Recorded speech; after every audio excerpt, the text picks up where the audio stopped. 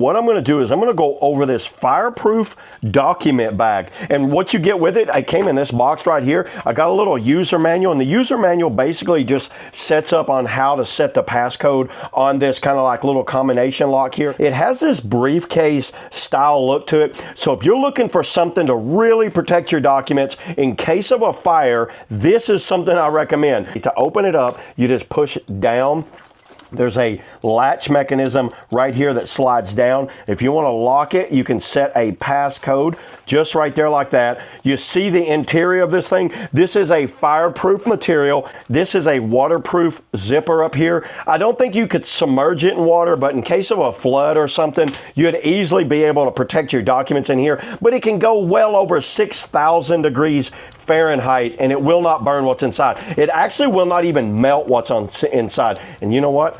I have a little lighter here, and we're going to put that to the test. We'll see if we can actually burn a hole through this. You know, if it was leather or anything else, you'd torch this thing in a second. Actually, the thread that they put in this is like a Kevlar style thread that will not burn. You know what? Enough talking. Let's just see if we can burn a hole in this thing. So we don't need that. We have the lighter here. Here we go, everybody.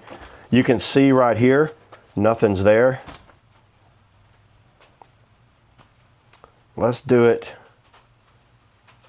Well, I'm going to run the fluid out of my lighter, but it's still burning. Same spot. Well, how long am I supposed to burn it for? It's not even smoking. Look at that. Wow. There is nothing there. I can feel the heat on it. Actually, I can feel the heat in this whole area. But it didn't even phase it. How about the handle? Can you burn the handle? Okay, the handle, so this right here, that right there is not the same material. Like cam strap, the bottom.